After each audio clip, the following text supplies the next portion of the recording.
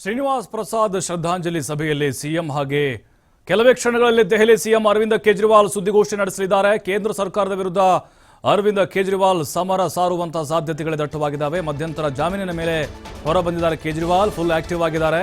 ಕೆಲವೇ ಕ್ಷಣಗಳಲ್ಲಿ ದೆಹಲಿಯ ಮುಖ್ಯಮಂತ್ರಿ ಕೇಜ್ರಿವಾಲ್ ಅವರ ಪ್ರೆಸ್ ಮೀಟ್ ಇದೆ. ಆಮ್ ಆದ್ಮಿ ಪಕ್ಷದ ಕಾರ್ಯಕರ್ತರು ಎದುರು ನೋಡ್ತಾ ಇದ್ದಾರೆ ಏನು ಮಾತಾಡಬಹುದು ಅಂತೇಳಿ. ಅದೇ ವಾಗ್ದಾಳಿಯನ್ನ ಮುಂದುವರಿಸುವ ಸಾಧ್ಯತೆಗಳಿದ್ದಾವೆ. ಮಧ್ಯಂತರ ಜಾಮೀನಿನ ಮೇಲೆ ಕೇಜ್ರಿವಾಲ್ ಹೊರ ಬಂದಿದ್ದಾರೆ, ಫುಲ್ ಆಕ್ಟಿವ್ ಆಗಿದ್ದಾರೆ. ಸುಪ್ರೀಂ ಕೋರ್ಟ್ ಅವರಿಗೆ ಜಾಮೀನು ಮಂಜೂರು ಮಾಡಿತು. ಇವತ್ತಿನಿಂದಲೇ ಚುನಾವಣಾ ಪ್ರಚಾರಕ್ಕೆ ಧುಮುಕ್ತಾರೆ ದೆಹಲಿ ಸಿಎಂ. ಈಗಾಗಲೇ ಹನುಮಾನ್ ಮಂದಿರದಲ್ಲಿ ವಿಶೇಷ ಪೂಜೆಯನ್ನ ಸಲ್ಲಿಸಿದ್ದಾರೆ ಕೇಜ್ರಿವಾಲ್ ಅವರು. ನಿನ್ನೆ ಕೂಡ ಹೊರಗಡೆ ಬರ್ತಾ ಇದ್ದಂತೆ ಪಕ್ಷದ ಕಚೇರಿಗೆ ಭೇಟಿ ಕೊಟ್ಟು ತೆರೆದ ವಾಹನದಲ್ಲಿ ಭರ್ಜರಿ ರೋಡ್ ಶೋ ಮಾಡಿ ಅಬ್ಬರಿಸಿದ್ರು. ಸತ್ಯಕ್ಕೆ ಸಿಕ್ಕಂಥ ಜಯ, ಸತ್ಯಮೇವ ಜಯತೆ ಎನ್ನುವಂಥ ಘೋಷಣೆಗಳು ಕೂಡ ಅಲ್ಲಿ ಮೊಳಗಿದ್ವು. ಈಗ ಕೇಜ್ರಿವಾಲ್ ಜೂನ್ 1ರವರೆಗೆ ಮಾತ್ರ ಅವಕಾಶ ಇರೋರಿಗೆ, 21 ದಿನ ಅಷ್ಟೇ, ಮತ್ತೆ ಸರೆಂಡರ್ ಆಗಬೇಕು. ಯಾವುದೇ ರೀತಿ ಸರ್ಕಾರಿ ಕಚೇರಿಗಳಿಗೆ, ಸಚಿವಾಲಯಕ್ಕೆ, ಮುಖ್ಯಮಂತ್ರಿ ಕಚೇರಿಗೆ ಹೋಗಬಾರ್ದು. ಷರತ್ತುಬದ್ಧ ಜಾಮೀನನ್ನು ಮಂಜೂರು ಮಾಡಿದೆ.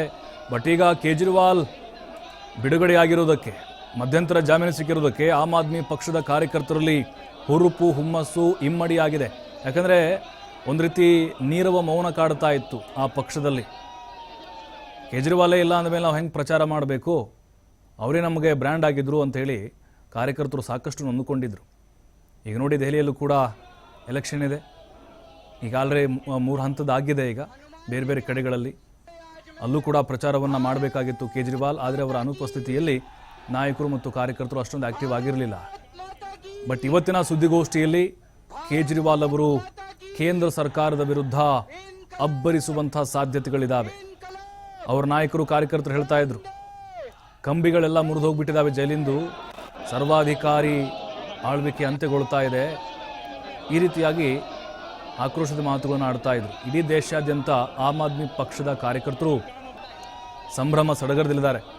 ಕೇಜ್ರಿವಾಲ್ ಅವರು ದೆಹಲಿಯ ಹನುಮಾನ್ ದೇವಾಲಯಕ್ಕೆ ಭೇಟಿಯನ್ನು ನೀಡಿ ವಿಶೇಷ ಪೂಜೆಯನ್ನು ಸಲ್ಲಿಸಿದರು.